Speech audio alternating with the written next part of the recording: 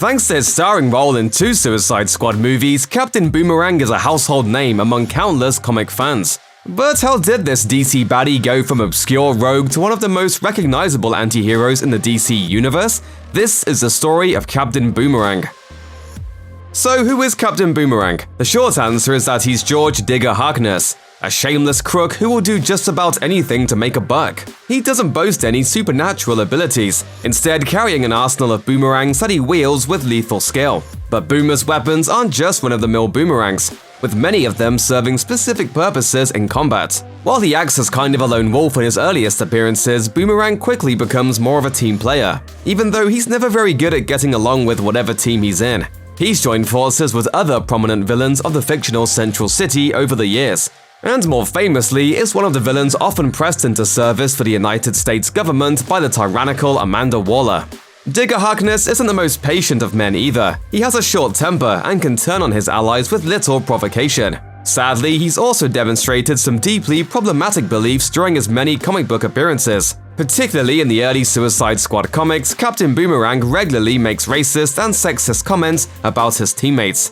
A native Australian, Digger sees himself as a patriot to his homeland, though it was later revealed that because of his criminal exploits, most of his countrymen are actually ashamed of him. Captain Boomerang first locks horns with Central City's Guardian speedster, The Flash, in 1960's The Flash number 117. While the Rogue's blue, white, and black costume wouldn't change much between his debut and his more prominent appearances in the 80s, the character has changed in other ways. In Flash number 117, Digger Harkness gets the idea to become Captain Boomerang after the WW Wiggins Game Company starts searching for a mascot who can promote their toy boomerangs. Harkness is already a thief at that point, and he uses his unique boomerang talents to help him in his battles with the Scarlet Speedster. He's initially able to defeat Flash with one of his lightning boomerangs, and then ties the unconscious Flash to a giant boomerang and shoots it into the ocean. Obviously, Flash escapes and puts an end to the crook's plans. In these early appearances, Captain Boomerang is just as goofy as he is later on. Curiously enough, however, it's never specified in this era that Digger Harkness is from Australia. The country isn't mentioned at all, and his dialogue isn't written to reflect his nationality. What do you do once you've created enough villains designed to bring down a superhero? You throw them all together in a team, of course. Flash's villainous team-up is known as the Rogues, who have since gone on to become one of the most enduring groups of villains in the history of DC Comics. Captain Boomerang is one of the founding members of the Rogues. He's there in 1962's The Flash number 130 to join forces with contemporaries like Trickster, Captain Cold, The Top, and Mirror Master, all set against their common enemy. Over the years, more villains would join, and just about any villain who spent enough time taking their lumps fighting the Flash found their way onto the team. In some cases, the Rogues have stepped into more heroic territory too. Every now and then, the group stands against other villains whose actions against Central City jump across the kind of moral lines that even the Rogues won't cross. While Captain Boomerang is one of the first bad guys to count himself among the Rogues, eventually he becomes less and less associated with the group, as his destiny brings him to a very different team of villains. Nowadays, Captain Boomerang is most famous as a regular fixture in the modern lineup of Task Force X, also known as the Suicide Squad. He's a group member in their very first battle against Brimstone in 1987's Legends number 3, and appears regularly in many of the subsequent volumes of Suicide Squad. He's also on the team in the Justice League Unlimited episode Task Force X, as well as in 2014's Batman Assault on Arkham, 2018's Suicide Squad Hell to Pay, and 2020's Justice League Dark Apocalypse War. He'll also be a member of the group in the upcoming video game Suicide Squad Kill the Justice League, featured on the team in CW's Arrowverse, and of course was played by Jai Courtney in 2016 Suicide Squad and its 2021 follow-up. Ooh, it's fire! Woo! Ironically, in spite of how often he works with Task Force X, Captain Boomerang is one of the most disliked members of the team. He also makes sure to be a constant thorn in the side of the squad liaison Amanda Waller, who frequently refers to him as Boomer Butt. It's surprising how often Captain Boomerang finds himself working for Waller, considering what a pain he can be to everyone involved. On the one hand, you could say it's a testimony to his effectiveness in battle that his presence continues to be tolerated. There does, however, appear to be a very fine line between the two. If you had to be in the Suicide Squad, Captain Boomerang is just about the last guy you'd want to team up with. While the character's portrayal often changes depending on who's writing him, one thing that tends to remain consistent is that he has no problem backstabbing his teammates.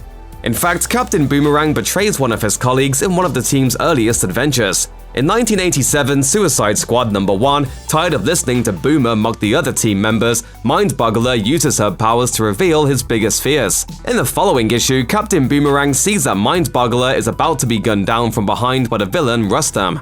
He whips out a boomerang to intervene, but stops himself, remembering how Mind-Boggler humiliated him. He then escapes as Rustam shoots and kills Mind-Boggler. In 1988 Suicide Squad No. 9, Digger betrays a teammate by using him as something of a test subject. He isn't sure his superiors mean it when they threaten to detonate the explosives strapped to the squad member's arms, so he convinces Slipknot that they're bluffing. After a heated battle, Slipknot tries to escape the squad, and he pays for the mistake dearly. Captain Boomerang's treachery isn't limited to his early appearances with the squad either. In 2017 Suicide Squad No. 13, Captain Boomerang kills fellow teammate Hack by stabbing her with one of his boomerangs. So yeah, not the nicest guy in the world. Despite being a pretty unpleasant character in general, Captain Boomerang is actually behind one of the funniest and longest-running subplots in the history of the Suicide Squad comics. In 1988 Suicide Squad No. 21, Amanda Waller is walking around Belle Reve prison, and considering her recent challenges when a whipped cream pie flies into her face. Suspecting Boomer is the culprit right away, Waller summons him. On his way to see her, however, a pie gets him too. It would take years for the pie thrower to be revealed. The next victim is Nemesis in Suicide Squad No. 23. Then in 1989 Suicide Squad No. 26, Vixen gets a pie in the face while getting frisky with Bronze Tiger, and Bronze Tiger gets one a moment later.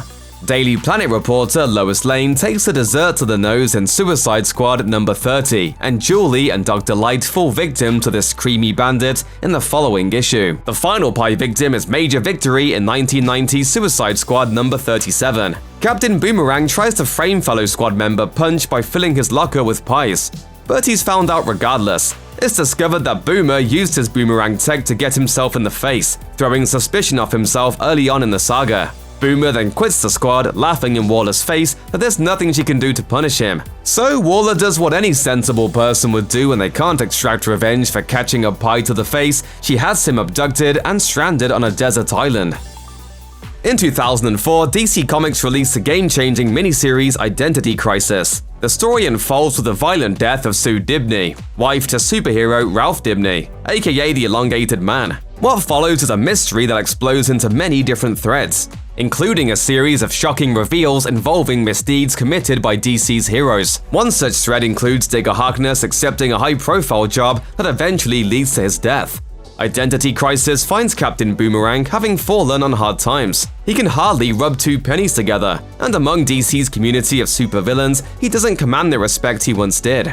In Identity Crisis No. 5, Boomer embarks on what proves to be his last job: the assassination of Jack Drake.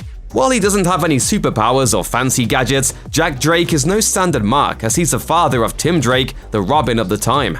Terrified that his sidekick will have to experience what he suffered when his own parents were killed, Batman rushes to Jack Drake's home once he learns of the plot. But he's too late. Drake mortally wounds Boomer with a handgun, but not before one of the villain's boomerangs likewise kills Drake.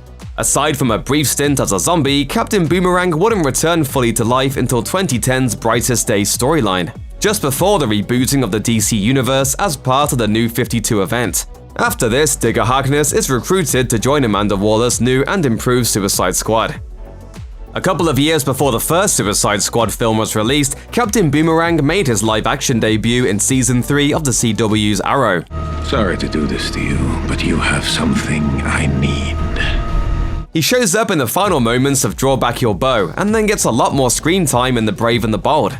In Arrow, Digger is a former Suicide Squad agent whose last mission didn't go as planned. Once things went sideways, Lila Michaels opted to activate the bombs implanted in all Task Force X recruits' necks, but apparently the device in Digger malfunctioned. The Brave and the Bold is one of the earliest team-ups between Oliver Queen and the Flash, and it's clear Team Arrow could use the backup. Digger proves to be just as formidable an enemy as his comic book counterpart, though eventually Queen and the Flash take him down. Captain Boomerang appears one more time in Season 5, when Queen releases Digger and Deathstroke from their island prisons to help him defeat Prometheus. Proving just as treacherous as his comic book counterpart, Digger is revealed to have already made a deal with Prometheus. But Harkness doesn't survive to regret his choice, as he's killed by Malcolm Merlyn, who willingly sacrifices himself by detonating a landmine when Harkness approaches. Jai Courtney brought Captain Boomerang to life on the big screen in 2016's Suicide Squad. Courtney's portrayal of Digger Harkness is a source of much of the humor in the action-packed movie, and it's clear Courtney and the filmmakers drew heavily from the source material. Still, there are some significant differences between the comic book and movie versions of the character. Like the Captain Boomerang of the comics, Digger starts his criminal career as a Flash villain. Ezra Miller cameos as a Scarlet Speedster, capturing Digger in a flashback. And just like the source material, Courtney's version of Digger can't stand Amanda Waller. The film even adapts Digger's manipulation of Slipknot into unintentionally killing himself from Suicide Squad number 9. Sorry, that's what I do. There are important differences between Courtney's Digger and the source material, however. He's much less cruel to his teammates, ultimately shows himself to be much more of a team player, and in particular comes off as a lot tougher than the comic book version. Jai Courtney subsequently reprised the role of Captain Boomerang for the 2021 movie The Suicide Squad, making him one of just 3 members of the original team to return for the sequel. Whether Digger Harkness has a future in the DC universe beyond this movie, however, is yet to be seen. Check out one of our newest videos right here, plus even more Looper videos about your favorite movies are coming soon. Subscribe to our YouTube channel and hit the bell so you don't miss a single one.